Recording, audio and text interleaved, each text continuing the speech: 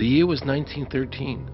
Woodrow Wilson was president, and powerful banking interests, who had been trying for years, finally achieved their long-term goal of a silent coup d'etat by taking control of the American government. The first thing they did to accomplish their takeover was convince Secretary of State Philander Knox to lie to the American people and tell them that the 16th Amendment, the Income Tax Amendment, had been legally ratified by the states when it was not. The bankers knew that this tax would ultimately end up in their pockets. Because of this fraud, the American people were led to believe there was now a tax on their labor. Congress and the President are completely aware of this fraud, and it was even cited in a recent court case.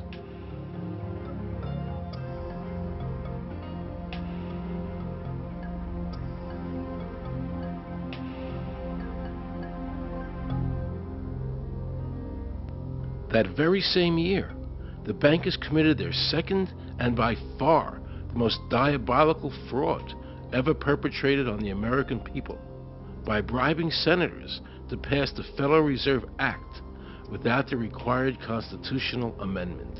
All in favor, say aye. They did this during Christmas vacation, when many senators were home celebrating the holidays with their families. And that's how the unconstitutional Federal Reserve Act came into being. They were very clever, and they understood that whoever issued the money for America would control the government.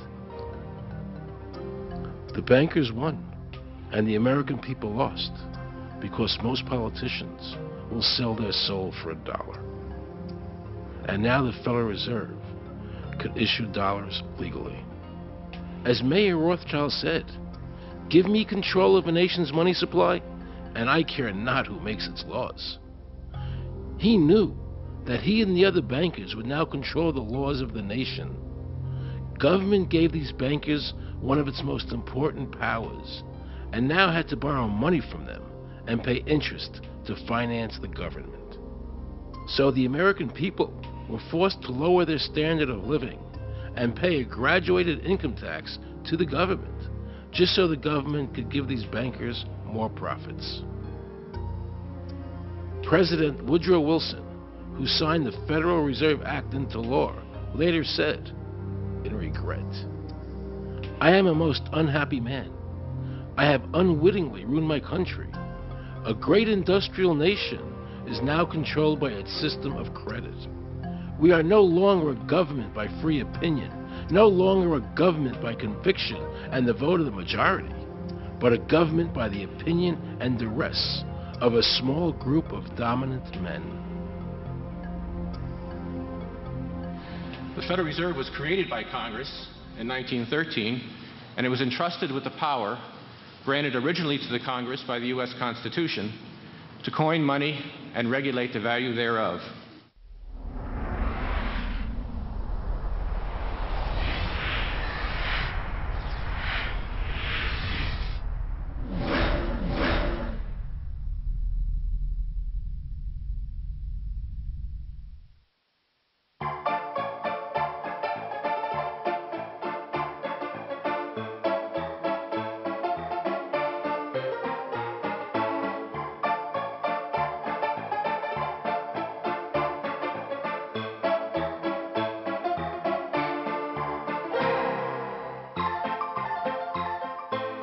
What's your name? Jan Crafting? Hi, Jen. I'm Aaron Russo. I produced the movie Is this a joke? Am I gonna No, make no, it look that's not a foolish? joke. Okay, good. No. I produced the movie Trading Places with Eddie Murphy and The Rose with Bette Midler, many movies, and I'm doing a feature film. And my film is about my quest to find out whether or not people pay income taxes. Do you pay an income tax? Yes, I do. You do? Yeah. Have you ever seen a law that requires you to pay an income tax? Have I ever read it? You mean in the page, black and white? No, Yeah. no. So you pay the income tax, I assume? Of late. Well, actually, no, I didn't file last year, but Okay. I'm sorry, is this on film? No, I paid my taxes. My question to you is, have you ever seen a law that says you have to pay an income tax?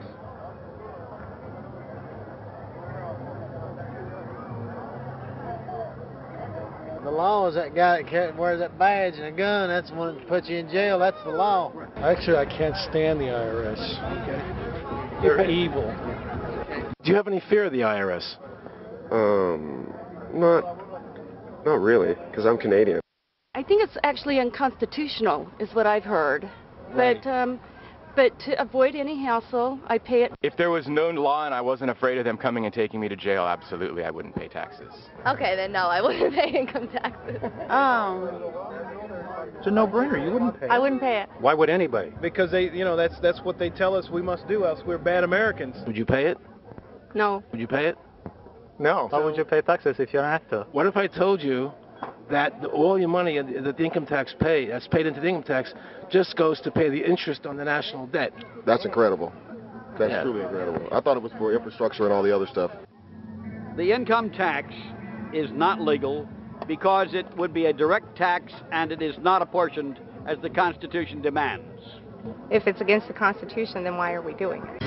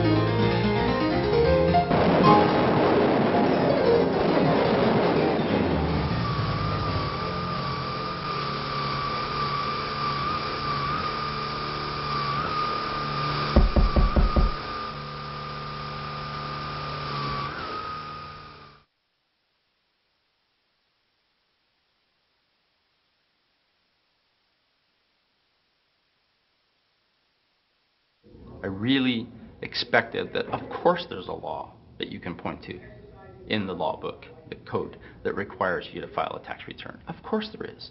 Maybe I don't know what it is right then as he was speaking to me, but sure. So naively, I agreed to go off and research it and get back to him. 3.5 months later, I was at that point where I couldn't find the statute that clearly made a person liable, at least not me and most people I know. And I had no choice in my mind except to resign. I had to leave the IRS because I presented evidence that I had accumulated indicating that the agency was violating the law and violating people's rights. And I asked the agency for a response to my sincere concerns. And the answer I got was that they would not respond to my concerns and that they would provide me with the paperwork necessary to tender my resignation. But We the People Foundation for Constitutional Education put a full-page ad in the USA Today on July 7th, 2000. And within the body of that ad was a $50,000 challenge for anyone that could show the law. And to me, $50,000 is a lot of money. So I went after that and did the research based on the fact that I thought, let's put this baby to bed. I'm hearing all these rumors. I'm going to kill 2 birds with 1 stone. I'll answer these people's questions that are asking me, and then I'll win this $50,000. And, based on the research that I did throughout the year 2000 and that I'm still doing, I have not found that law. I've asked Congress, we've asked a lot of people in the IRS commissioners, helpers. They can't answer, because if they answer, the American people are going to know that this whole thing is a fraud. I was surprised to hear these highly trained and decorated IRS agents telling me there was no law requiring American citizens to file a 1040 or to pay an income tax on their labor.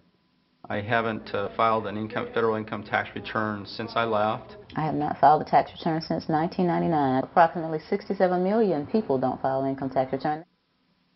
I made a decision to go to Washington so I could attend the We the People Foundation press conference. They were going to serve a class action lawsuit on the IRS, signed by over 3,000 people, because the IRS has refused to show the law that makes Americans liable to file a 1040 or to pay an income tax on their labor. I was very curious as to why the IRS refused to show the law, as it seems such a simple thing to do. Yet I was skeptical about the Foundation's claims. There had to be a law, right? I mean, we've all been told over and over and over again that we had to pay income taxes. No answers, no taxes. No answers, no taxes. No answers, no taxes. Most people believe that the income tax system is legal and that the revenue from the tax is used in the public interest. However, there is a substantial, conclusive body of evidence that proves that our income tax system represents the most pernicious form of tyranny. It is the greatest hoax ever perpetrated by government against the working men and women of America. American citizens, along with the Foundation, have been asking the IRS to specifically provide them with the underlying legal foundation upon which they administer and enforce the personal income tax laws in our country. At the national level, when people would attempt to contact somebody of a much higher authority, say the commissioner, same kind of thing. They would get answers that were in effect non-answers.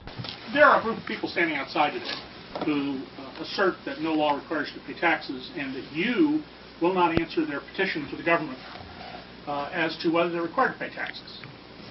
Are they required to pay taxes?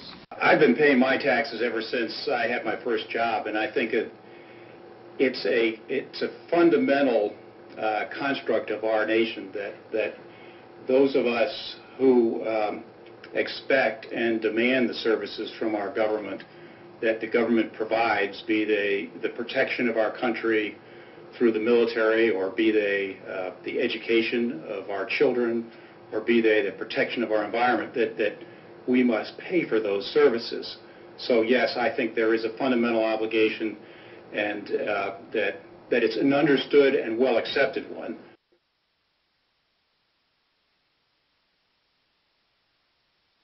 Joe Bannister and I had a meeting in the White House with President Clinton's economic advisor, Jason Furman. He accepted the remonstrance for the president. On June 2nd, I called and spoke with him. His words were, "We have decided that the issue of the legality of the income tax is not a high priority matter for the White House, and we will not be participating in any conference on the subject."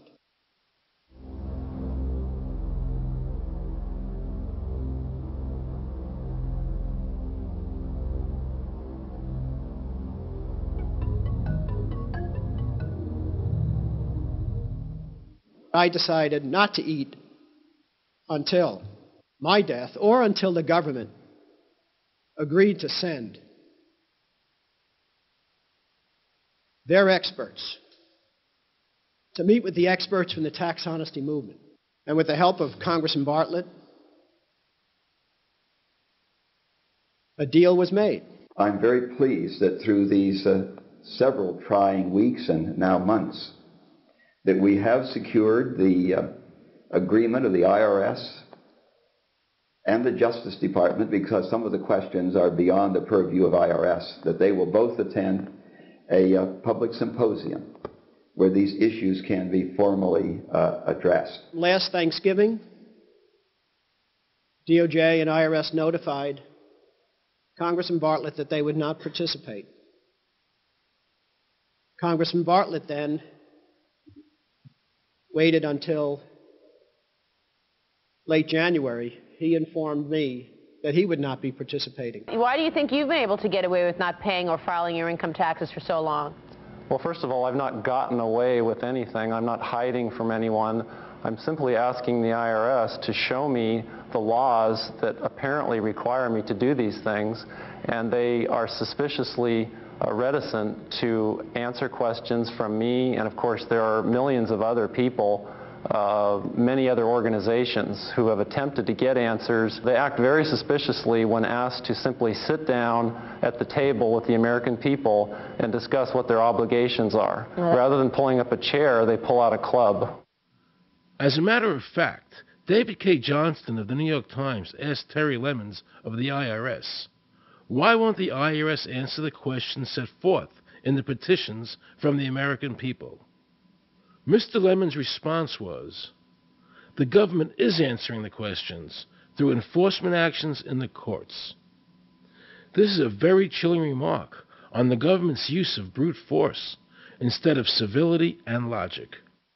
The federal government itself refuses to provide the American people who are coercively being subjected to this extraction of their private property without any underlying legal justification. There is no law that requires the average American worker in the private sector to pay a direct, unapportioned tax on their labor and compensation for services. There is no law. The march will stop in front of the IRS building. They are now going to serve a class action lawsuit on the IRS. Very courageous. My name is Charles Bell, and I'm here to serve this complaint on behalf of the American people to the Internal Revenue Service. The complaint is accompanied by an affidavit. It's under the hand of Robert Schultz. Case was served. We'll call you with the case number. Case has been filed. We'll call you with the case number. Thank you. Okay, thank you. We appreciate your time. America, baby!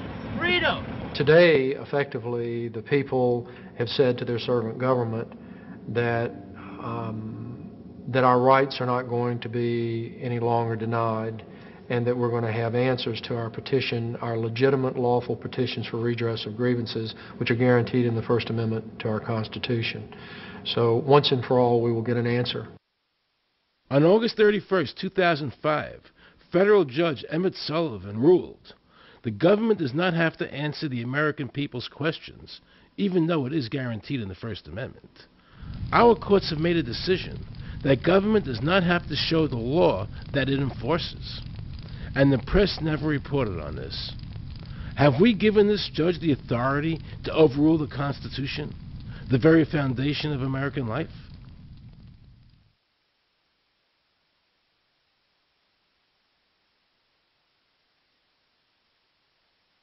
I believe that in both spirit and substance, our tax system has come to be un-American.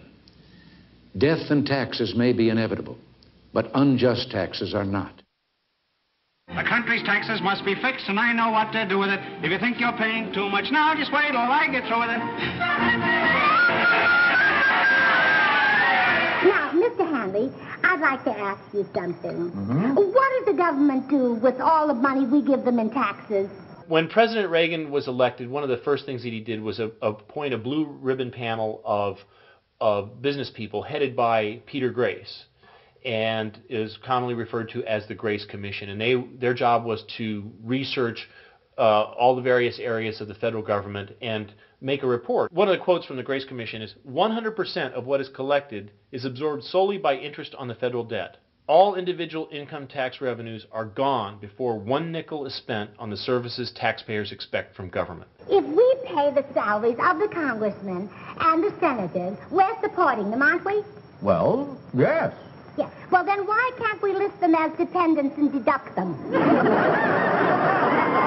We've been brainwashed. People have been told, that you need this income tax system to fund government, which is absolutely ridiculous. I mean, my question is, well, if that's true, how did we fund government from 1776 to 1913? The main purpose of the income tax is not to raise revenue, but to redistribute wealth and to control society. A lot of people might say, well, gee, if there wasn't an income tax, what would happen to education? They don't understand that education is paid for the most part, out of state and local taxes, your property tax. People might say, well, how are we going to build and maintain our highways? If there's no money coming into the government, we need our highways. There is a tax on every gallon of gasoline that people buy.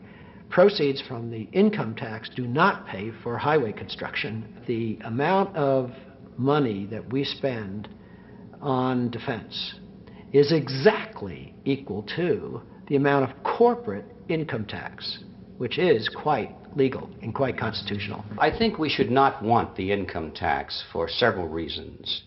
One is that It is the instrument of totalitarianism. It is the means by which the government can manipulate people and put you into a condition of servitude. Every year, you give the federal government a form that says, here's how all my money worked.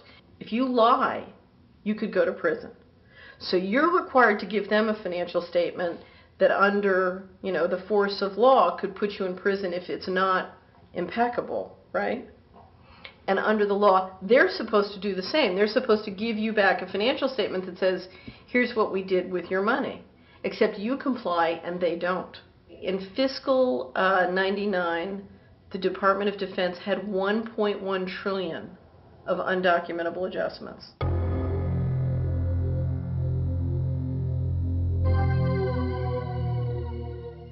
The following year, they had 2.3 trillion of undocumentable adjustments. I decided to call the IRS. I spoke to Anthony Burke in Media Relations. He was very nice to me, and I explained to him that I was an award-winning film producer and that I was doing a documentary on the IRS. He seemed a bit stunned by this, then explained to me that Commissioner Everson nor anybody else would go on film to discuss the income tax. But he did say he would call me back. I thanked him for that, but I couldn't help wondering, why was the government making it so difficult for people to see the law? So I decided to bring my crew down to the IRS building to see if I could find some employees to interview. And here's what happened. I said you can't film here, that's it. Who are you to tell me I can't film here? What's the law? Just tell me where the law is that says that. Can you show me the law that says I can't film here? Is America a free country? I told him they couldn't film here, and he's asking 9 million questions. I told him that's the federal government law. Hey, I told him he couldn't film here. He's telling me he's a citizen and all that. So I couldn't film him. I'm saying, where's the law that says I can't film here? And I'm asking other questions, sir. Then Homeland Security showed up, because I was such a threat to Washington. You got a driver's license up? Yeah, I do. Put that away for me. After convincing Homeland Security I really wasn't Osama bin Laden, I kept wishing the IRS would allow me to interview somebody. Why wouldn't they show the law? What were they so nervous about? I began to have a frightening thought. What if it was our own government we had to be afraid of? With that disturbing thought in my mind, I went to see a group of tax experts. You can look through the statutes and look for the law that requires you to pay. And when you do that, you can't identify a law that requires the average person in America who earns a wage and works in private business to pay an income tax. The Constitution allows for two kinds of taxes. They're called direct and indirect. The federal government in the Constitution can tax almost anything, as long as it apportions the tax if it's direct.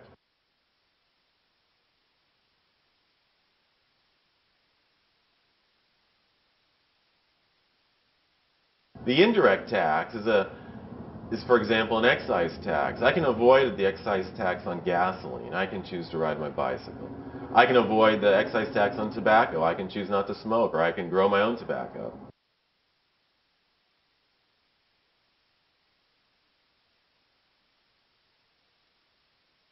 The income tax which is being applied now doesn't meet the criteria of either direct or indirect taxes. The IRS claims that in 1913, the 16th Amendment, the Income Tax Amendment, allowed the government a third form of taxation. What was the Supreme Court's ruling on that? The Supreme Court in the case of Stanton versus Baltic Mining. I mean, what could be clearer than this?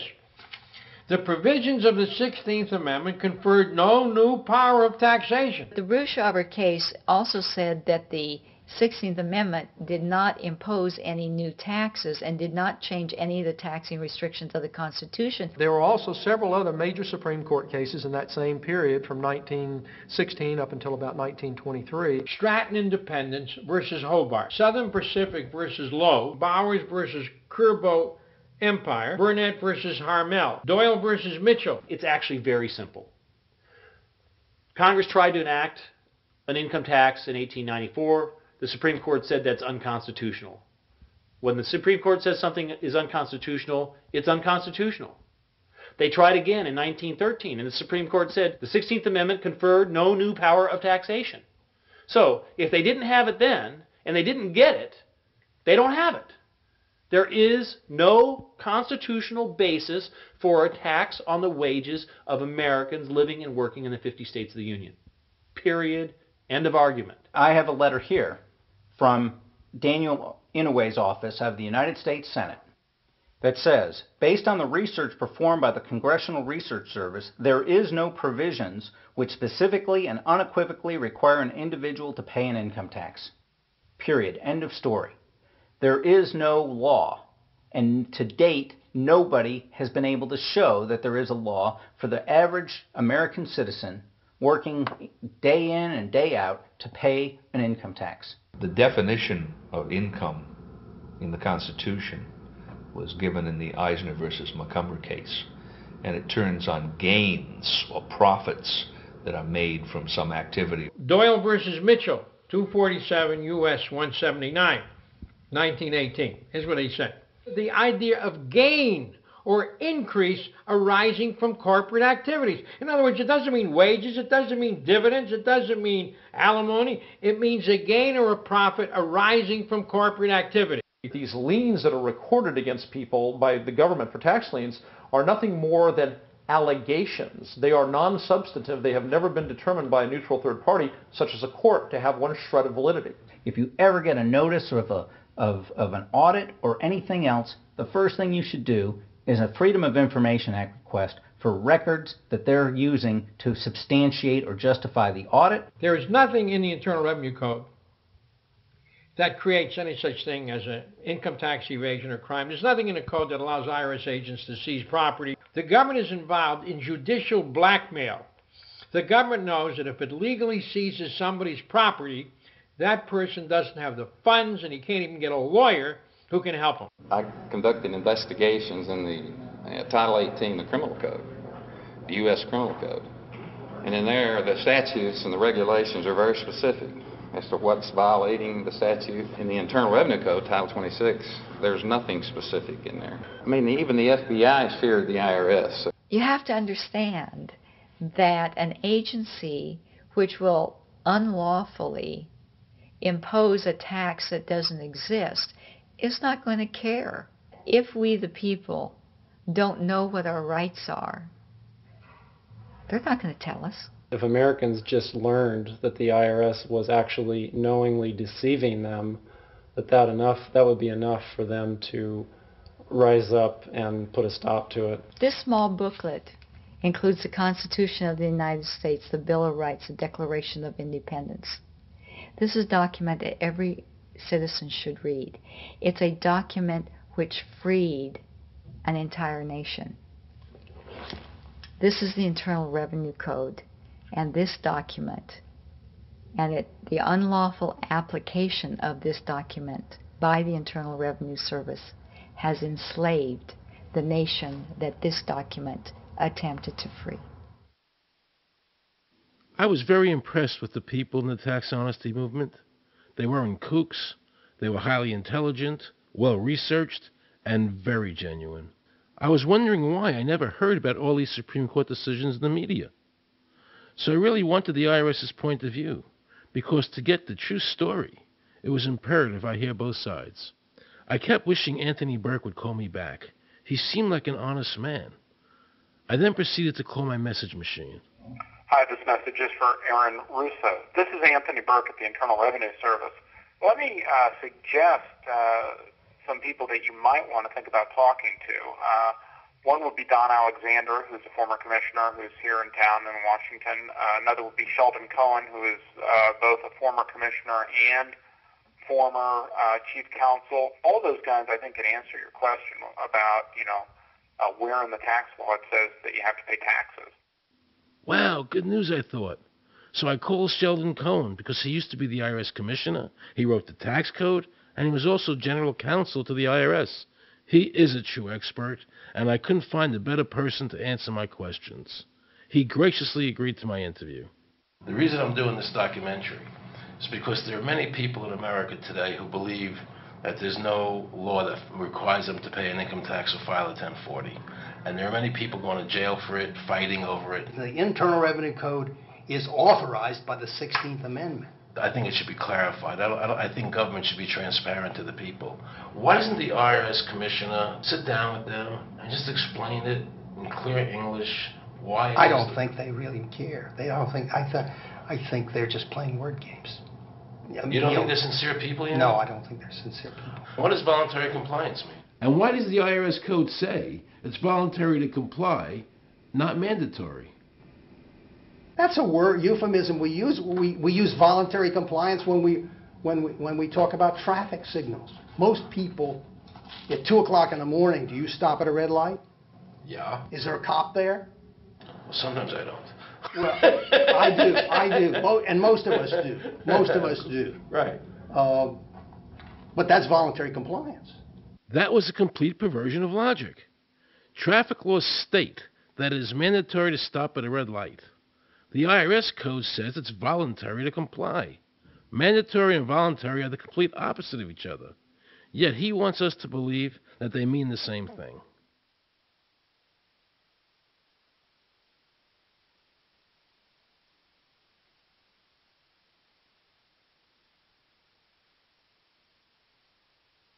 So can the government criminally prosecute somebody of information put on their 1040? Yes. Right, so doesn't that violate the Fifth Amendment? No. But the Fifth Amendment says I don't have to do anything that incriminates myself. Well, it doesn't incriminate you to put your income down. But you said before I could be put in jail for it.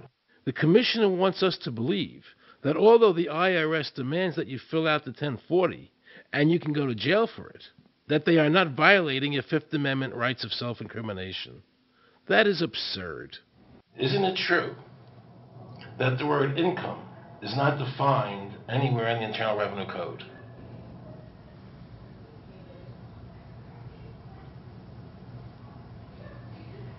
The law says that the government has a right to tax income from any source derived. So, but the word income is not defined in the code. It just says income without a definition of what income is. That's right. Correct? Yeah. But there are many different kinds of taxes. Well, how can an American citizen know what income is if the code doesn't define it? If they're paying an income tax... Because the courts have all defined it. Do you remember what constitutional attorney Edwin Vieira said? The definition of income in the Constitution was given in the Eisner versus Macomber case, and it turns on gains or profits that are made from some activity. So the Supreme Court has ruled income is not wages, it's not labor, it's gain from corporate activity. I believe that a man's labor is his private property. That's your view, but it's not the law. The Supreme Court's even said your labor is your private property. When I go to work for somebody, it's a trade. It's an even exchange. I do some work, you give me some money.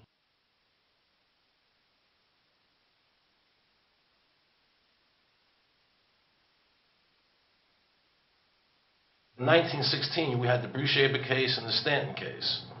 And the Bruce-Shaber case and the Stanton case said that the 16th Amendment gave the government no new taxing power. I'm not going to argue the niceties of that with you. And it came up again in a case called Peck versus Lowe, where the Supreme Court said the 16th Amendment did not extend Congress's taxing power to any new or accepted subjects. In other words, if you weren't taxable before the 16th, you weren't taxable after the 16th. Today I interviewed a juror, who sat on a case, and they found the person not guilty for lack of filing, And I asked her why they found him not guilty.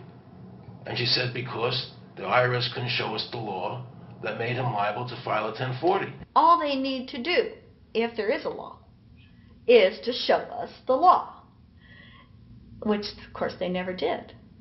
And the reason they didn't do it was why? Because there is no law. Title 26 requires you to file a return.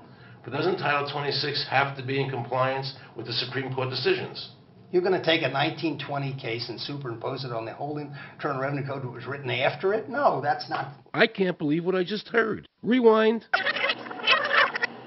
You're going to take a 1920 case and superimpose it on the whole Internal Revenue Code that was written after it? No, that's not...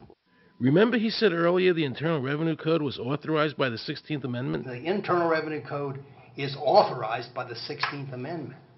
Remember, the Supreme Court said the 16th Amendment did not give the government any new taxing power. These decisions have never been overturned. Let's listen further. Can the lower courts overrule the Supreme Court? No. How are they putting people in jail today for not paying a tax on their labor when the Supreme Court said they don't have to? Doesn't the IRS code have to be in compliance with the Supreme Court?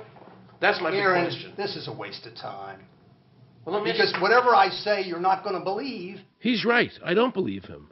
And neither should you. He wants us to believe we should obey the IRS code, which is being enforced in violation of the many Supreme Court decisions. If the Supreme Court made a decision... Thank you, Aaron. I think we're finished. I'm sorry, Mr. Cohen, you're doing that. Well, I'm sorry that you constantly re-argue the point. You're liable because the law says that you're liable, and the courts say the law says you're liable, and that's why you're liable. You see, he's talking about the lower courts, who are not in compliance with the Supreme Court, as they have to be. Doesn't the court have to be in compliance with the Supreme Court? The Supreme Court has so held. Where? You caught me unprepared. I'll come back. Well, I don't want to do that. But let me ask you a hypothetical question. No. You're making silly arguments here. Why is the Supreme Court decision a silly argument? Well, because it's inapplicable. That made my heart stop. He just said Supreme Court decisions do not apply to the IRS. That's the behavior you would expect from a totalitarian country, maybe China or Russia or Cuba, not from America. They're just making up the law as they go along. Now I knew the tax honesty movement was right. The IRS thrives on intimidation and fear, not by law. It's no different than a criminal protection racket, using force to extract your money from you. Then the former IRS commissioner, now working at a prestigious Washington law firm, threatens me. Watch. Aaron, you understand Yiddish. Gornish helfen. For those of you who don't understand Yiddish, that means nothing will help you. Now it all became clear. I understood why the IRS wouldn't go on camera and talk about where the law was. I understood why all the senators I called refused to be interviewed. There is no law. And now you know what our political leaders and the courts have known for decades and have tried to cover up. The United States Constitution strictly forbids a direct, unapportioned tax on the wages and salaries of American citizens. The United States Supreme Court has consistently ruled that the income tax is a tax on profits and gains, not on labor and wages. On behalf of the American people, I challenge the IRS to show me a statute that allows a direct, unapportioned tax on the wages and labor of the American people. And if I'm wrong, I will give my most humble apologies to the IRS. If the IRS is wrong, and there is no law, then every person who's been jailed should be let out of jail immediately, and any assets seized should be returned to their rightful owners. If this is a nation of laws and a free country, then the IRS should show the law to the American people. I felt an overwhelming need to understand why juries were finding innocent people guilty of not filing a tax return when there was no law requiring them to do so. So I went to talk to Marcy Brooks, a juror who used her common sense and did not allow the judge to railroad the jury into a guilty verdict.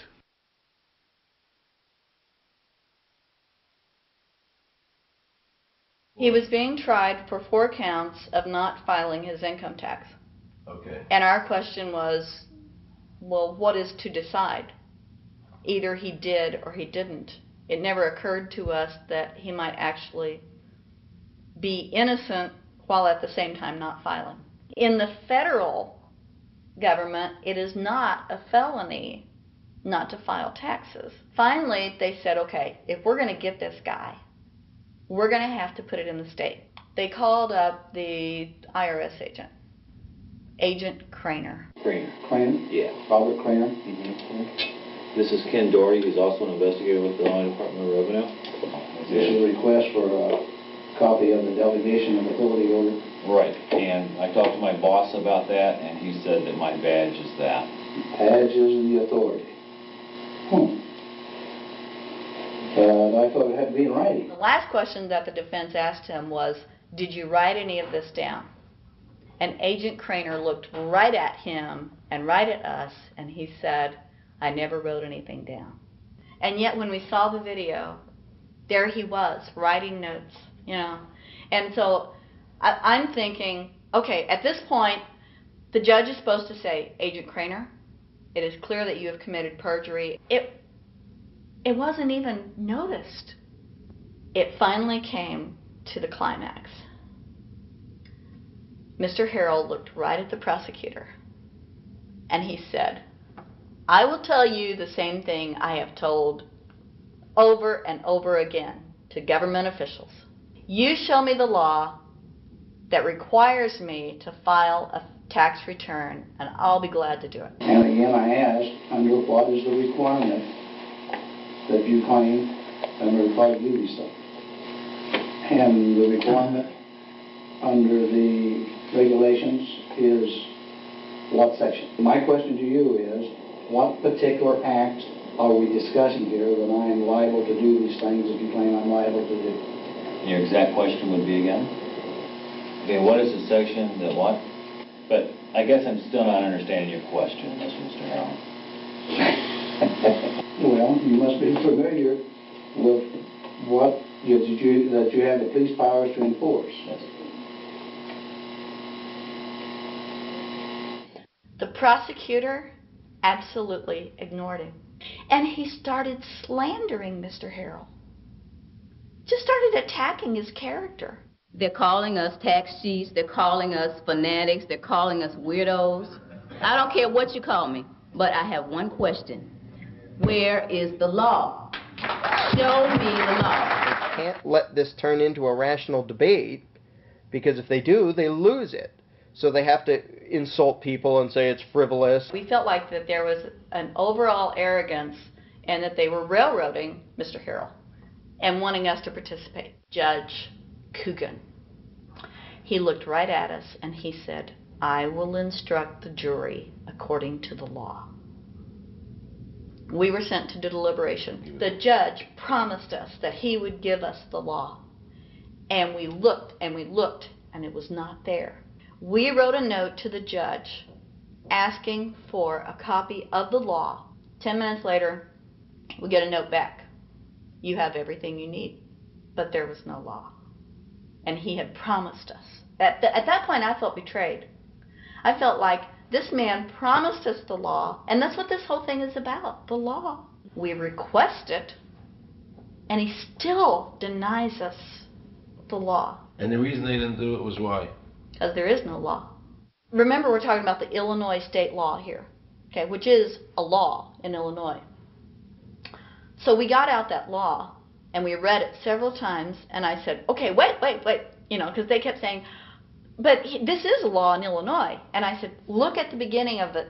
It says, anyone required to file a federal income tax return is required to file an Illinois tax return." I said, if it is true that he's not required to file a federal return, then that nullifies the Illinois law. Two people, they kept saying, "But he's going to get by with it." And I said, what is he getting by with but his rights? If there is no law, he's not breaking a law. He's just standing on his rights. Are we going to deny him that? That's when this one juror sat back and kind of rolled his eyes and he said, "You mean we don't have to pay taxes?"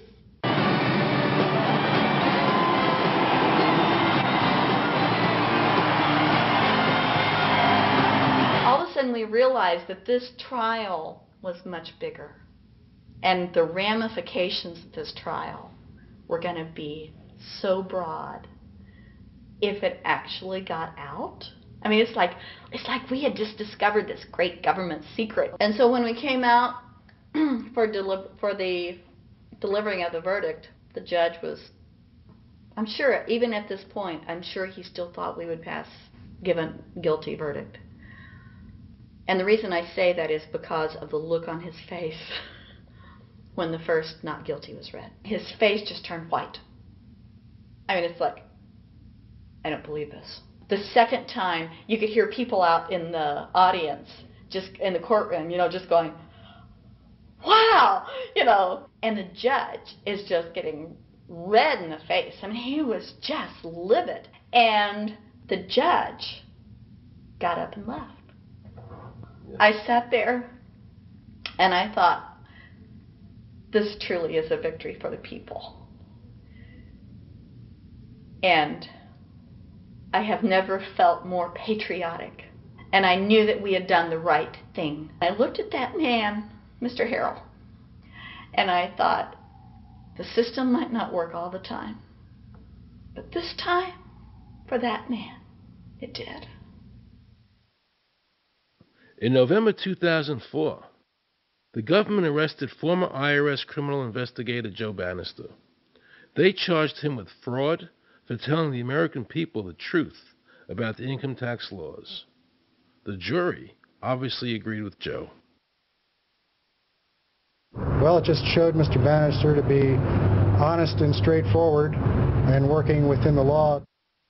Vernice Kuglin, a Federal Express pilot, claimed there was no law requiring Americans to file an income tax. She also won in court.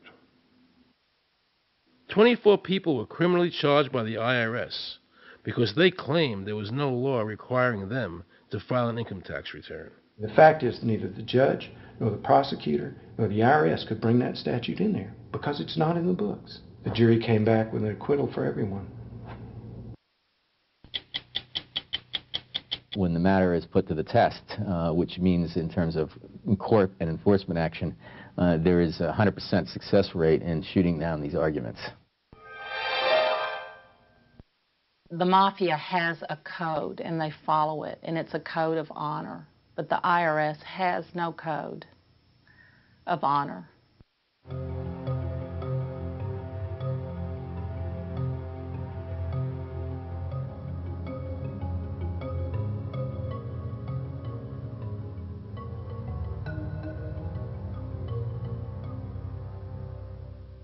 Meet Judge Dawson, a federal judge presiding over the Irwin Schiff tax case, who denied Irwin the ability to prove to a jury that there was no law requiring Americans to file an income tax return. He denied Irwin the right to prove to a jury there was no law by stating, "I will not allow the law in my courtroom." But the judge made sure the government never had to show the law as written by telling the jury, "You must follow the law as I give it to you."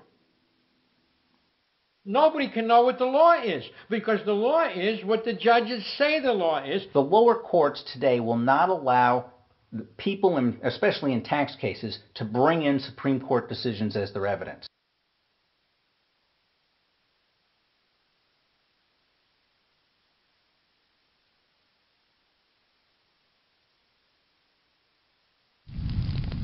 Here we have a federal judge railroading an American citizen by saying Supreme Court decisions are irrelevant. And again, nothing from the press defending our freedoms.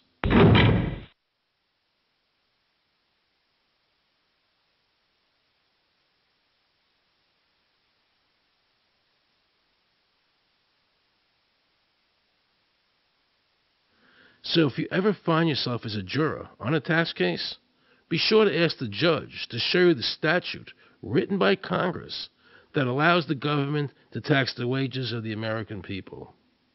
If the judge can't show you the law, then how can you possibly, in good conscience, convict someone and destroy their life?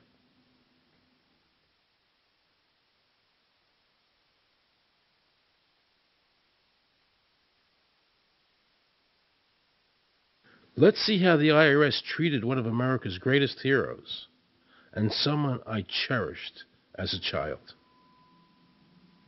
Joe Louis was an American icon. Victorious in his first 27 fights, the Brown Bomber quickly rose to heavyweight champion of the world.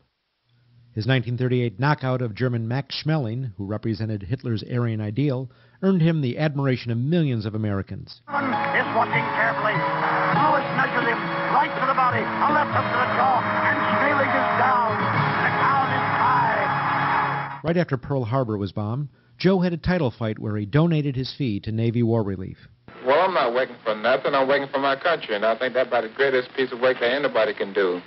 Well, I certainly agree with you for that, but you're turning over an awful lot of money. Well, we all turn over a whole lot for this country at this time. Joe volunteered for the segregated army and defended his title while in the service, this time donating his normal fee to Army relief. I'm only doing what any red-blood American would do. Since the checks were in Joe's name, the IRS taxed him on their full amount, even though he never saw a penny of it. At the end of the war, Joe was awarded the Legion of Merit. But what most people didn't know was that the IRS was charging him $50,000 a year in interest alone on his debt. When Joe's beloved mother died, leaving him $600, the IRS immediately seized it. They also confiscated all of his children's trust funds. Joe was forced to continue fighting until he was 37 and out of shape, just to pay off his ever-mounting debt to the IRS, which grew to $1 million, $100,000 a year just in interest. At the end of his life, Joe was forced to become a greeter at a Las Vegas hotel just to make ends meet. It was a shameful thing to see a man like him, great fighter, great human being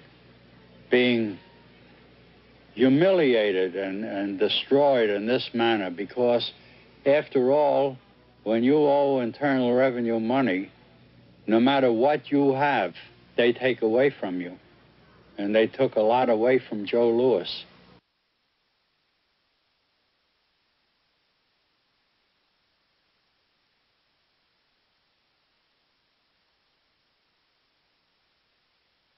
I made a decision to drive to Virginia Beach from Washington because I had heard stories about two law-abiding families who had been brutalized by the IRS.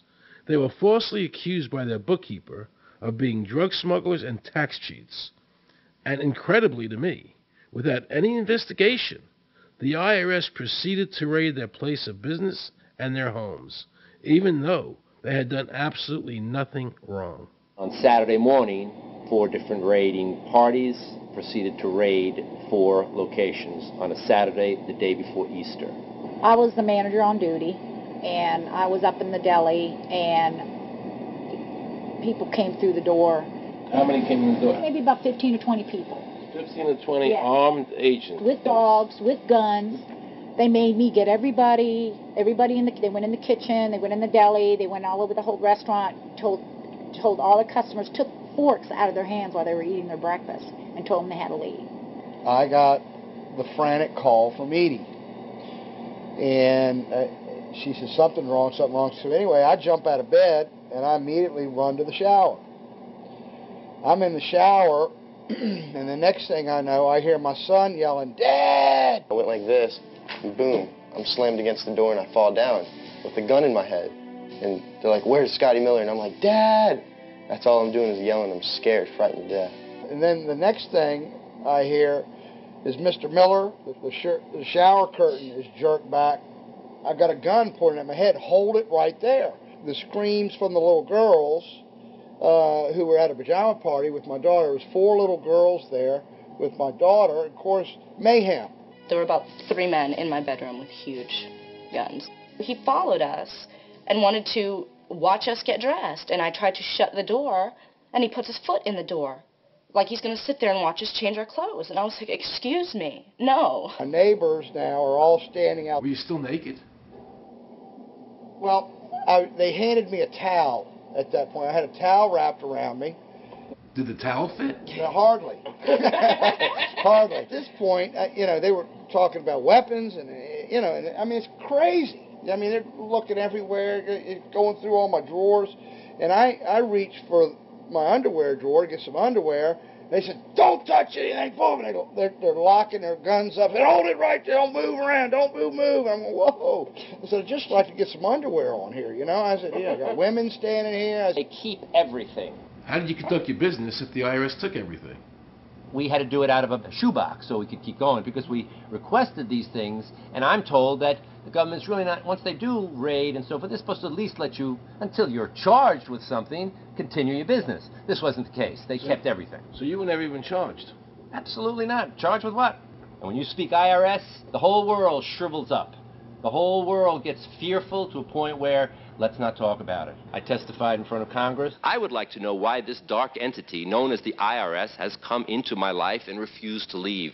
I raised my children with a zero tolerance for dishonesty. And now they must hear allegations that I am a major drug dealer and a tax cheat. A lot of people out there being abused, and a lot of people saying, look, I'll pay it. Just go away. Just go away. When all that happened, we had to file bankruptcy. We've had cars taken away from us. Kept my daughter from going to college. Do they ever think about the lives that they just destroyed? They think about the ruination of homes and property? No. In this case, we would have never thought this could happen to us. We've never done anything wrong.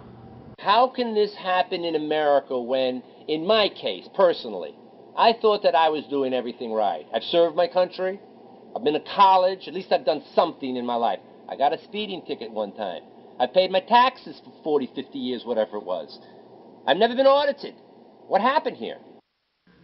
I had this really uncomfortable feeling in the pit of my stomach as I was thinking to myself, how did America transform itself from being a truly free country with a servant government where our individual rights were protected by our Constitution to being a country that talked about being free but really wasn't? The change started when the Federal Reserve came into existence and America adopted one of the major planks of the Communist Manifesto by bringing to America this central bank. The very same people that backed the Federal Reserve System also backed the graduated income tax, a second plank from the Communist Manifesto. You know that the Federal Reserve is a private bank and not a government agency? No, I wasn't aware of that. It's a private bank? That would scare me quite a bit. What if you learned that the Federal Reserve makes money off the taxes you pay? How would you feel about that? Angry. Like I'm feeling right now. I would feel cheated by my government. I'd be angry. It's really frustrating that we're paying money for something that isn't benefiting us in any way whatsoever. It kind of sucks. They're pretty much in control of everything. I decided to drive back to Washington to see Dr. Ron Paul. He had been a congressman for over 20 years. I had met him previously in 1998 when I was running for governor of Nevada, and I knew him to be an honest and sincere man, and I thought he'd be very helpful in letting me know what the future holds for the American people. Who owns the Federal Reserve? It's secret, and we can't find out what's happening. But the Congress created it, and it's authorized in the Constitution. The government borrows money from a private corporation using the name Federal that prints United States on it, and then it pays back to the Fed, which is owned by private banks. We don't know who all those private banks are. The money that the government is paying back to the private bankers is the money that comes from you and me. Why in the world would the American government borrow money and pay fees on it when it has the authority to make the money itself interest-free? The Federal Reserve is no more federal than Federal Express. I've never seen a full list of ownership for the Fed. I don't think anybody has. The government works for a private bank, and the private bank works for its owners, the true masters.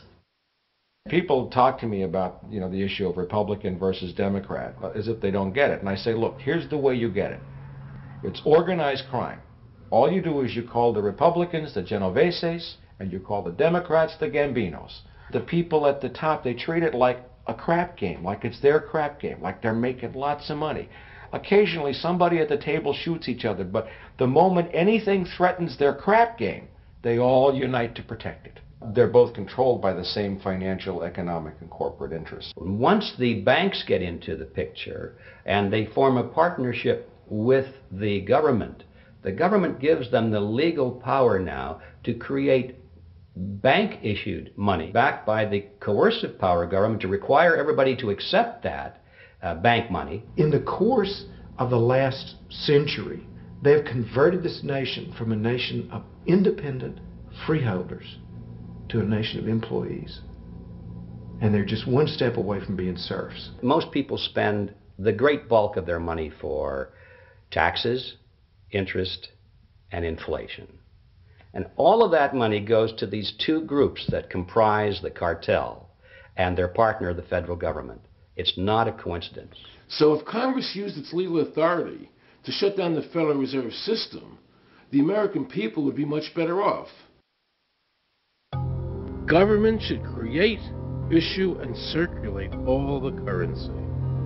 Creating and issuing money is the supreme prerogative of government and its greatest creative opportunity.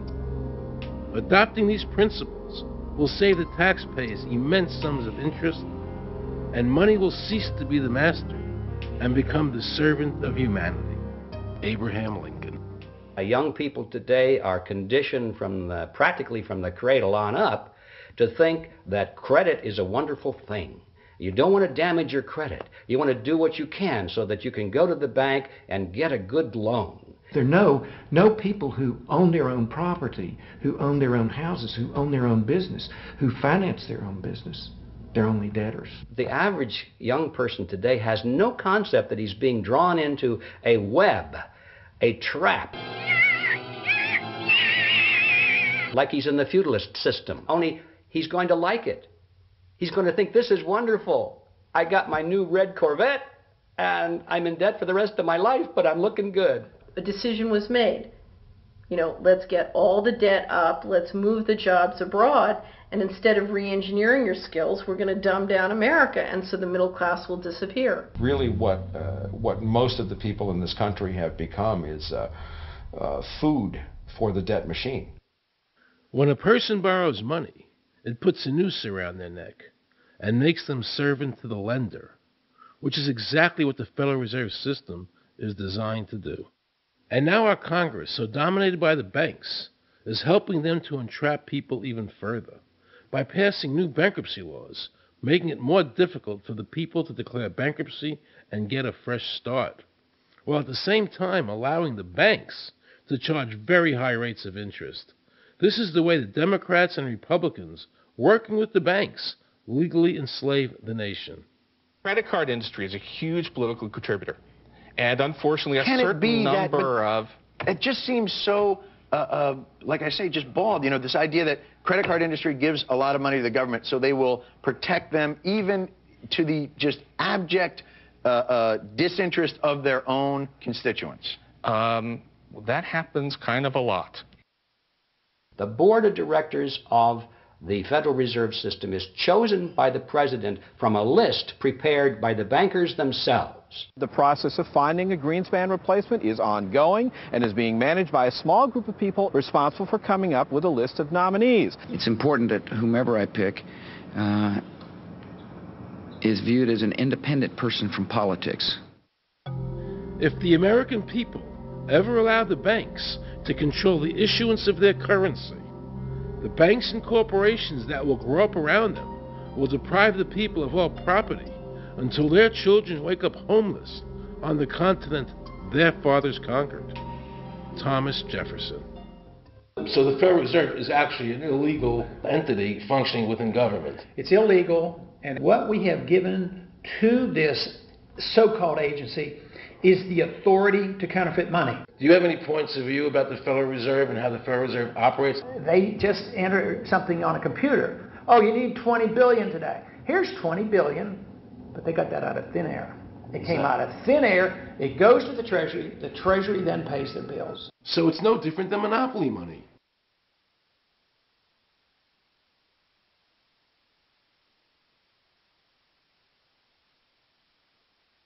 The cost of living is so high today because the Federal Reserve and the federal government have destroyed the purchasing power of the dollar. The dollar today is actually worth about 4 cents, despite the fact that the government, the Federal Reserve, and the media keep telling us that they're protecting the value of the dollar. This is a lie. All countries who have ever attempted to create money on thin air, the currency is eventually destroyed. Why did we give a monopoly of creating money out of thin air to a private corporation? The result is exactly the same as if someone were picking your pocket every year, because that's exactly what they're doing. Originally, paper was a receipt which is used as evidence that the money exists. Over the years, of course, the government has disconnected the paper from the actual tangible substance, which is money. So now we have a piece of paper which is evidence of nothing. In the past, people were able to take their receipts, the paper, to the bank and get the real money, the gold, in exchange for the receipt. This limited the amount of money that could be printed, thereby protecting the purchasing power of your savings. You don't have to worry. That's good because I work 3 jobs and I feel like I contribute. You work 3 jobs. 3 jobs, yes. Uniquely American, isn't it? I mean, that is fantastic. In the absence of the gold standard, there is no way to protect savings from confiscation through inflation. There is no safe store of value. Gold stands as a protector of property rights. Alan Greenspan, before he went to work for the Federal Reserve System. Now Alan Greenspan and the other central bankers want you to believe that the receipt, the paper, is the real money. This is nothing more than sleight of hand. It's a magician's trick. Because for them to maintain control over the government and the people, they have to convince you that this paper is really money. Because that is the essence of their power and our powerlessness to maintain control over our own government.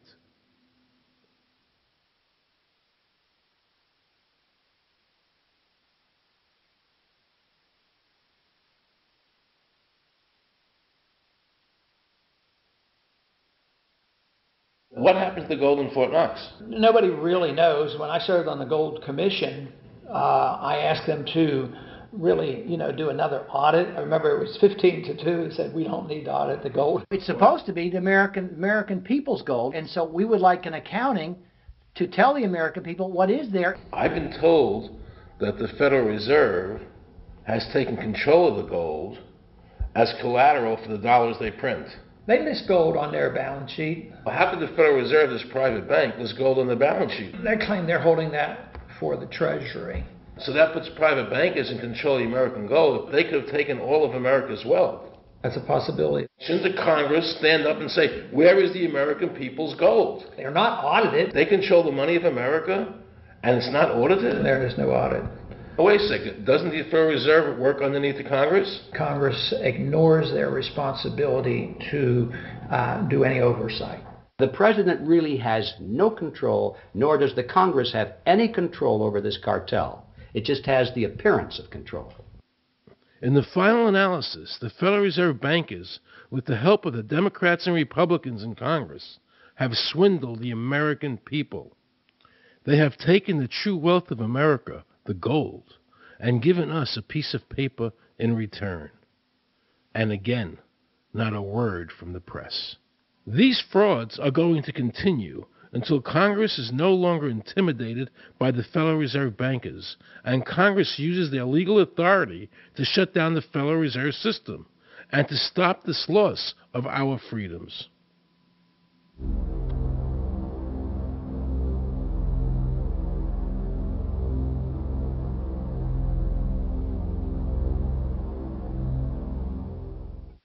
Is there a law that requires people to file a 1040?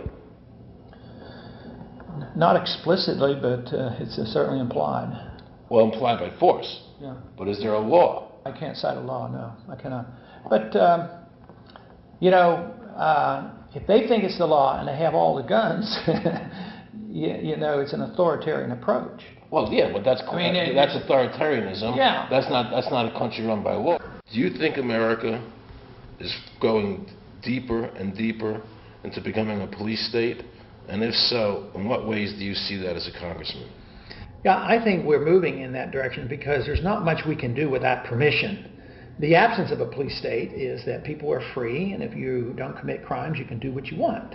But today, you can't open up a business, you can't develop land, you can hardly do anything. You can't go to the bank, you can't go to the doctor without the government knowing what you're doing. And they talk about medical privacy, that's gone. Financial privacy, that's gone. The right to own property, that's essentially gone. So you have to get permission from the government from almost everything. And if that is the definition of a police state, that you can't do anything unless the government gives you permission, we're well on our way. This is something that people eventually, I hope, will get sick and tired of and say, enough is enough. I sincerely believe The banking institutions having the issuing power of money are more dangerous to liberty than standing armies. Thomas Jefferson. You must understand the Federal Reserve is a cartel made up of the major banks in America, and they are the ones that are running the show, not the federal government. The powers that be behind the system, the financial interests, are able to exercise a disproportionate amount of influence on not only the economic structure of the country, but the political structure.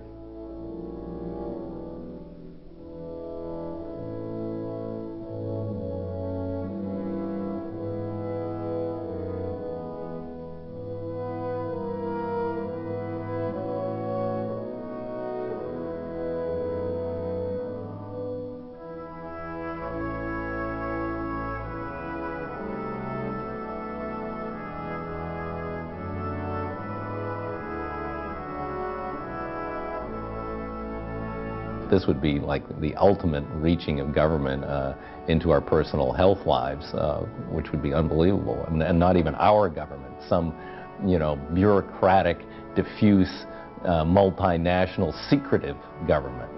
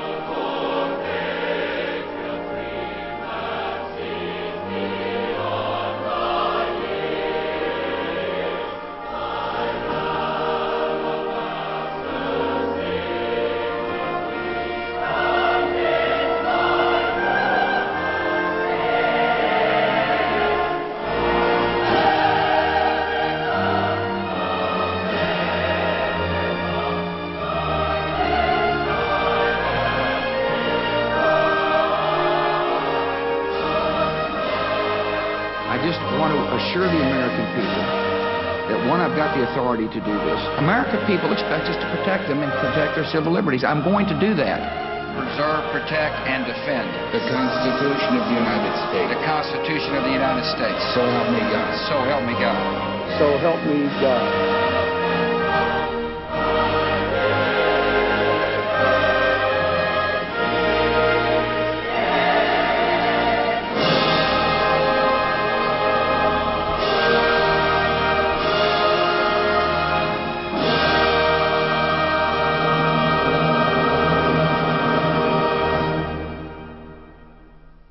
What happens if your own government is using more force and more coercion on its own citizens for the purpose of achieving its political ends? Is that government engaged in terrorism? Now let's watch the government add insult to injury to the people of New Orleans. No one will be able to be armed. We will take all weapons. That happened today in this wealthy neighborhood where homeowners had armed themselves to protect their mansions. Residents were handcuffed on the ground. In the end, police took their weapons but let them stay in their homes. Wasn't that kind and generous of the government to allow people to stay in their own homes? How thoughtful. Of course, they couldn't defend themselves from looters. For many of the police and guard troops, it is an uncomfortable job to do this in an American city. You never expect to do this in your own country. Walking up and down these streets, you don't want to think about the stuff that you're going to have to do. We are losing our right to property. The government is getting more pretexts to seize it, using the power to confiscate it with eminent domain.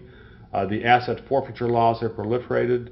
It's easier for the prosecutors to come in and make an accusation against you and confiscate your property even though they have no evidence that you've done anything wrong. Guilt or innocence doesn't really matter that much because it's very convenient for the government. Unfortunately, what is being sold to the American people today as Americanism, if you peel off the label, you find so much similarity to what we were fighting against when we were fighting communism and Nazism and fascism. The government's now putting a national ID card together and they want checkpoints. We will be carrying our papers, and they have recommended there'll be checkpoints throughout the country. Isn't that what Nazi Germany did that everybody in America was against? Checkpoints, proof. Papers, please. May I see your papers? May we see your papers? I don't think I have them on me. In that case, we'll have to ask you to come along. Wait, it's possible that, yes. Here we are. These papers expired 3 weeks ago. You'll have to come along. Halt!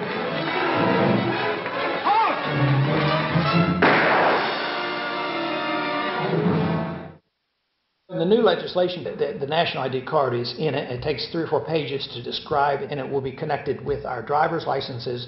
The states will be instructed on exactly what they have to do. Social security numbers will be used. Some type of a physical proof, such as fingerprints or retinal prints, have to be on it.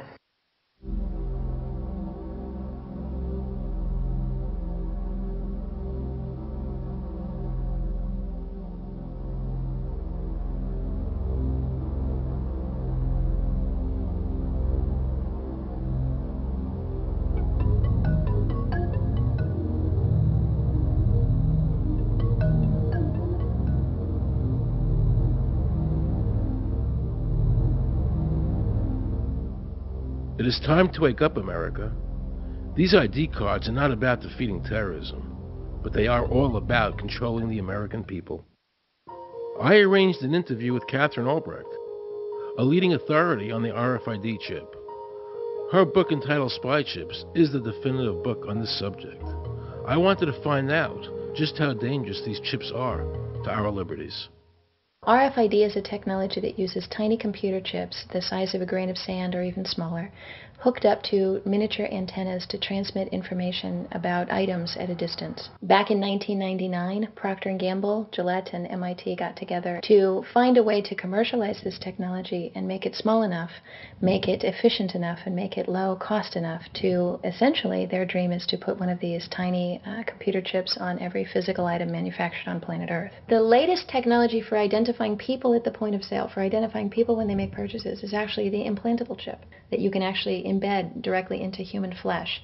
It's a tiny glass capsule about the size of a grain of rice. It contains an RFID computer chip with a coiled antenna, and it can transmit information also at a distance.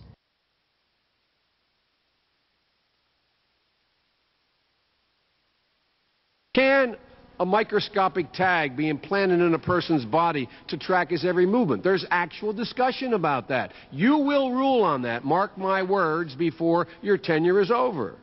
Homeland Security folks, the Department of Defense and others have expressed an interest in being able to more closely monitor the U.S. populace, and one way to do that, of course, would be being able to determine who buys what and where they take those things.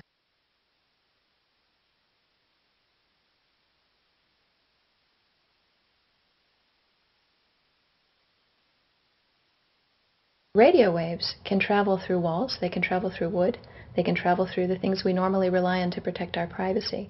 For example, your purse, your backpack, your pocket, anything you're wearing or carrying. Kraft Philadelphia cream cheese has been tagged with RFID and sold to consumers, as have Mach 3 razor products and other Gillette razor products, without the knowledge of the consumer. One of the tiny chips could actually even be the dot on the letter I on the back of the fine print on a package that you purchased. They were talking about having reader devices in every airport, on every bus, on every train, on every port, on every dock. One of the most worrisome applications of RFID are proposals to put them into cash, meaning that you would be able to track every banknote, where it had been, who it had been issued to, and create, in essence, an audit trail.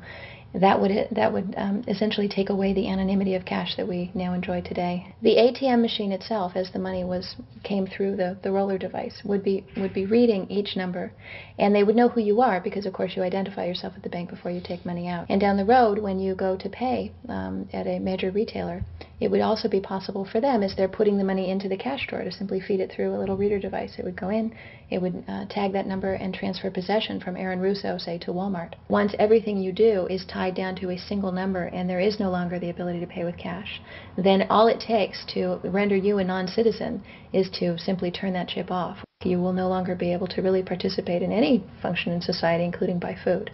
So through the implementation of the Federal Reserve System, the American citizen has gone from being a private individual who had real money, gold, in his possession that was private, to a citizen who has no privacy because all money is now being digitized. They can deduct whatever amount of money they want out of your digits whenever they want. They can trace you whenever they want. You'll be at their mercy. God forbid we allow this to happen in America. This is absolutely Orwellian. I mean, it's talking about Big Brother looking over your shoulder at absolutely everything you do, every purchase you make, every place you go, every company you interact with. All of that would be reported back potentially to the government.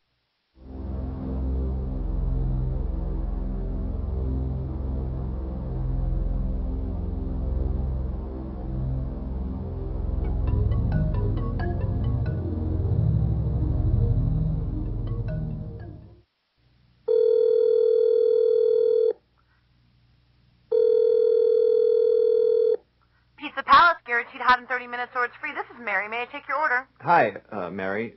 Yes, I'd like to order. Is this Mr. Kelly? Yes. Thank you for calling again, sir. I show your national identification number is 610-204-999-8-45-54610. Is that correct? Yes. Thank you, Mr. Kelly. I see you live at 736 Montrose Court, but you're calling from your cell phone. Are you at home? I'm just leaving work, but I'm... Oh, we can deliver to Bob's Auto Supply. That's at 175 Lincoln Avenue, yes? No, I'm on my way home. How do you know all this stuff? We just got wired into the system, sir. Oh, well, I'd like to order a couple of your double meat special pizzas. Sure thing. There'll be a new $20 charge for those, sir. What do you mean? Sir, the system shows me that your medical records indicate that you have high blood pressure and extremely high cholesterol. Luckily, we have a new agreement with your national health care provider that allows us to sell you double meat pies as long as you agree to waive all future claims of liability. What? Do you agree, sir? You can sign the form when we deliver, but there is a charge for processing. The total is $67 even. $67? Well, that includes the delivery surcharge of $15 to cover the added risk to our driver of traveling through an orange zone. I live in an orange zone? Now you do. Looks like there was another robbery on Montrose yesterday. You could save $48 if you ordered our special Sprout Submarine Combo and picked it up yourself. Comes with tofu sticks. Those are very tasty, sir. Good value, too. But I want double meat. Well, I'm sure you can afford the $67 then. You just bought those tickets to Hawaii. They weren't cheap, eh? Oh, but I see you checked out the budget beach bum at the library last week. Up to you, sir. All right. I'll get the Sprout subs. Good choice, sir. Gotta watch that waist if you're hitting the beach, eh? 42 inches. Wow. Man, I'd say tofu and Sprouts is, like, required. That's how much? Just between you and me, there's a $3 off coupon in this month's Total Men's Fitness magazine. Your wife Betty subscribes to that, right? Anyhow, clip that and it's $19.99 even. Whoa, looks like you maxed out on all your credit cards. Bring cash, okay?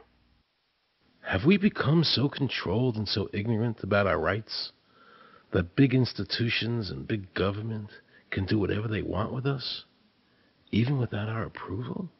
I knew for certain the Founding Fathers would resist to the death what is happening in America today.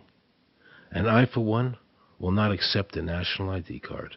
And if nobody accepts a national ID card, and nobody can board a plane without one, then let the airlines go bankrupt.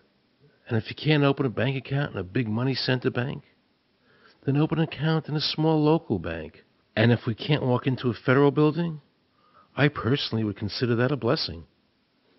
Don't allow these institutions to dictate to us how we conduct our lives. This is America, and we have free choice. We, the people, have all the power, not the government. Government gets its power from us, not the other way around. Think of all the men and women who died in all our wars, fighting for freedom, not Federal Reserve bankers. Do you think they sacrificed their lives so that Americans can be chipped like a dog? So we could all have a homing device inside us? No. This ID card is the last step before they implant us. And that's precisely the reason Nobody should accept one. And you know what they're going to do? They're going to call on the propaganda machine, the media, and try and sell this as if it were in everybody's best interest. We're working on a product that we have called internally a PLD.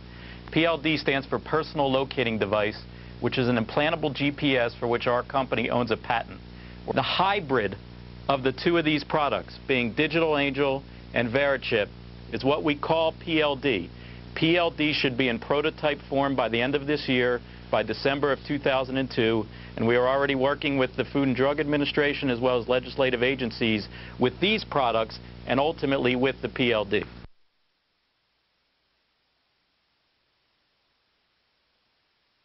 We have a Florida family who are really pioneers in a brave new world. They have volunteered to be the first ever to have microchip identification devices implanted into their body. After 9/11, I was really concerned with the security of my family. I wouldn't mind having something planted permanently in my arm that would identify me. Talk about identification papers. Watch what happens to a woman in Florida whose license was suspended. Get out of the car or I'm going to tase you. The next street off the Seacrest.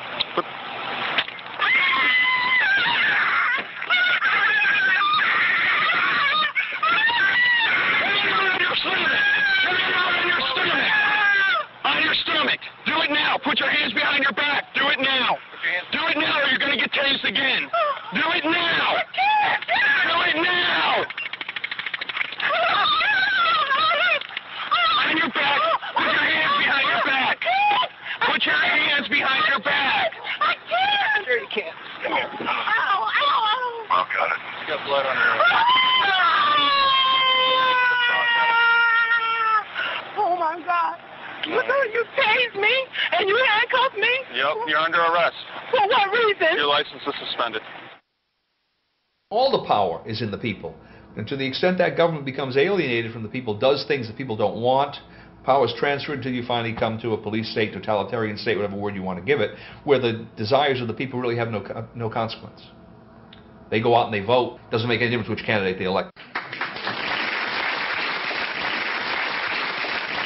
I'm a programmer. I work for NASA, work for ExxonMobil, work for Florida Department of Transportation. Mr. Curtis, are there programs that can be used to secretly fix elections? Yes. How do you know that to be the case? Because in October of 2000, I wrote a prototype for President Congressman Tom Feeney at the company I work for in Oviedo, Florida, that did just that. And when you say did just that, it would rig an election? It would flip the vote 51-49 to whoever you wanted it to go to and whichever race you wanted to win. And would that program that you designed be something that elections officials that might be on county boards of elections could detect? They'd never see it. So how would such a program, a secret program that fixes the election, how could it be detected? You would have to view it either in the source code or you'd have to have a receipt and then count the hard paper against the actual vote total. Other than that, you won't see it.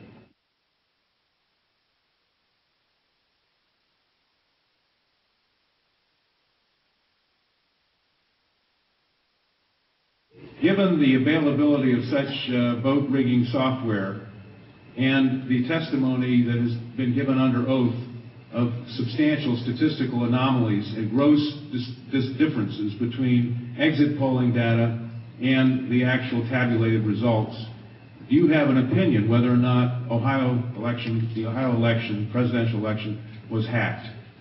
Yes, I would say it was. So in other words, there's absolutely no assurance whatsoever on anything with regard to these machines? Absolutely none.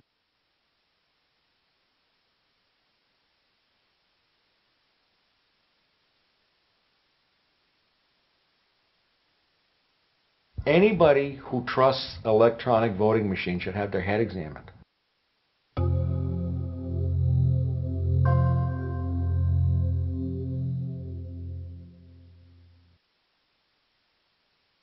Many of the voting machine companies are owned and operated by foreign agencies.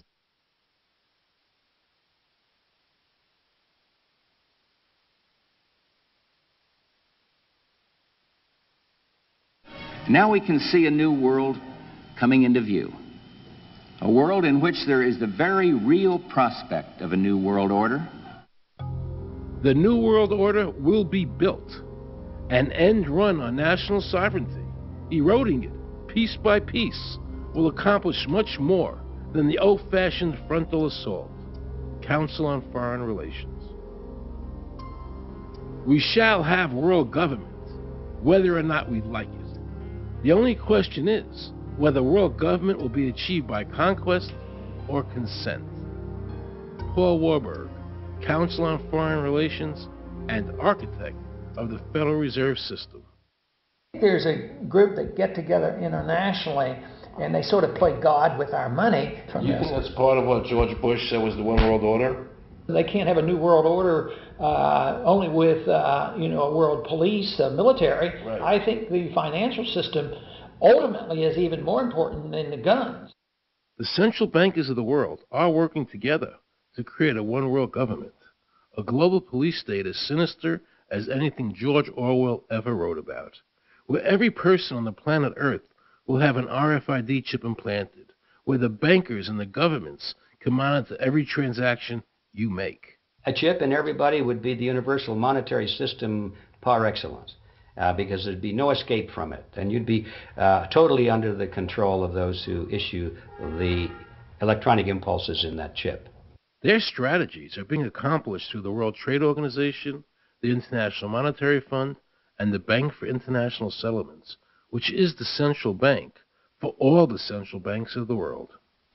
Most people don't have a clue that these unelected private bankers actually control the governments of the world. They have financed and profited from every war since World War I without concern for humanity. The war in Iraq is an attempt by the Federal Reserve and their partner, the Bank of England, to control the Middle East and to make it a part of the New World Order. To defend the New World Order, U.S. soldiers will have to kill and die. Arthur Schlesinger, Counselor on Foreign Relations. Military men are just dumb, stupid animals to be used as pawns in foreign policy. Henry Kissinger, Council on Foreign Relations.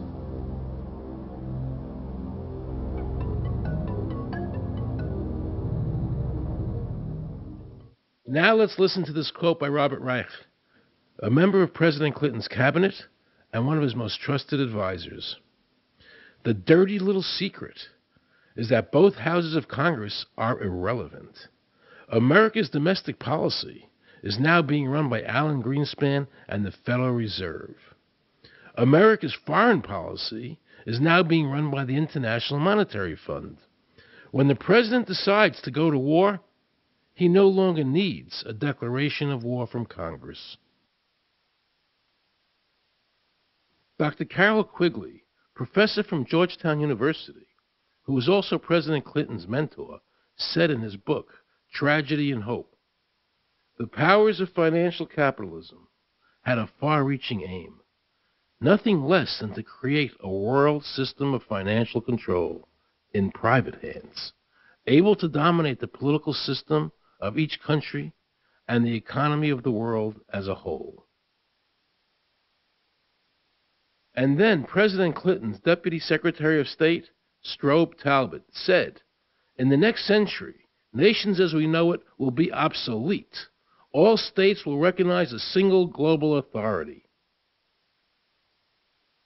All these supposed free trade agreements, NAFTA, GATT, CAFTA, are truly nothing more than the governments of the world and the central banks working together to create a one-world government.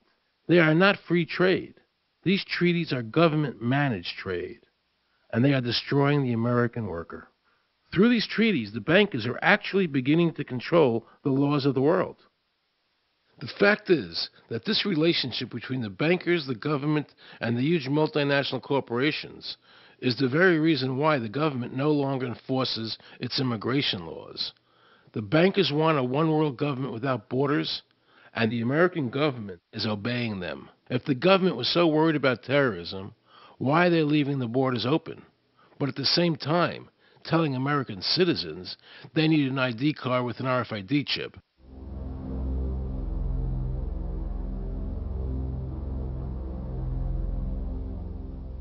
Osama bin Laden could not come over here and limit your rights or my rights to free speech, from search and seizure, from all of these elements in the Bill of Rights. Impossible for him to do that. They could never accomplish that on their own. But through our government, they've apparently accomplished that. Look what happened in Europe. The people that voted down the European Constitution wanting each country to stay sovereign. Yet the private central bankers are pushing the governments forward to make this Constitution happen, even though the people voted against it and clearly do not want a world government nor one European government.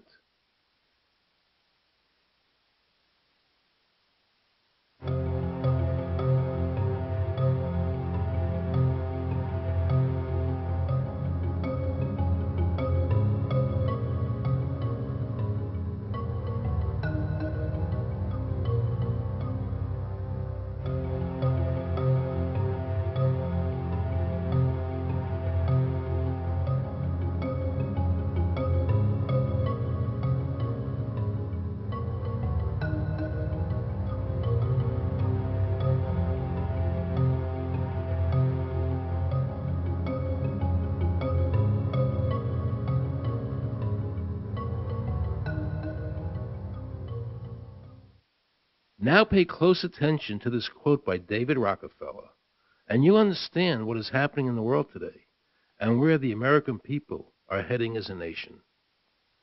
We are grateful to the Washington Post, the New York Times, Time Magazine, and other great publications whose directors have attended our meetings and respected their promises of discretion for almost 40 years. It would have been impossible for us to develop our plan for the world if we had been subjected to the lights of publicity during those years. But now, the world is more sophisticated and prepared to march towards a world government. The supranational sovereignty of an intellectual elite and world bankers is surely preferable to the national autodetermination practiced in past centuries. David Rockefeller, a member of the Council on Foreign Relations, actually believes that we would be better off if he and his bank of friends ran the world.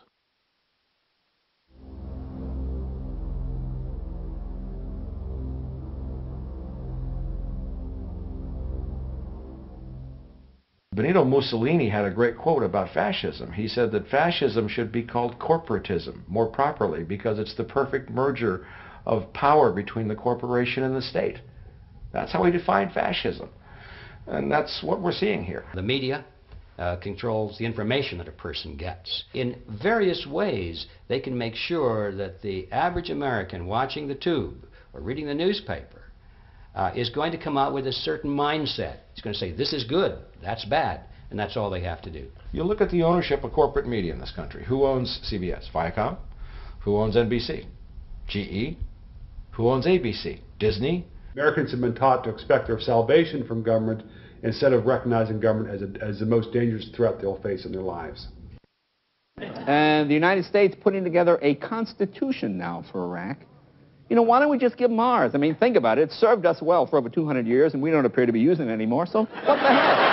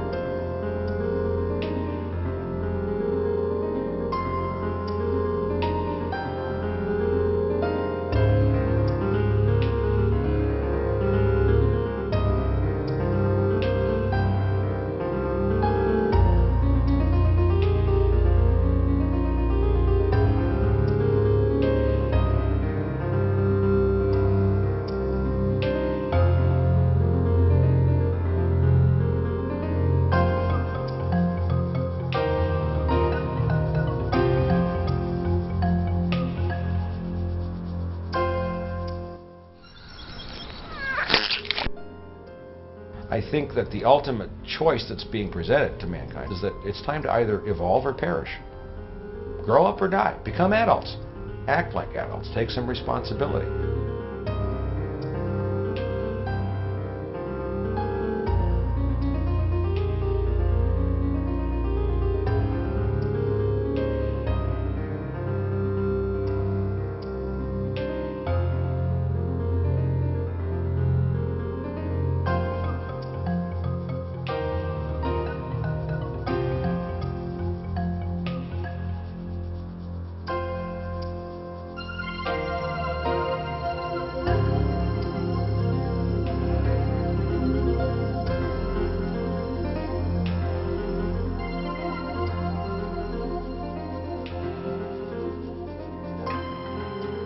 I like the old idea where you could do what you thought you could do and what you wanted to do as long as you didn't hurt other people.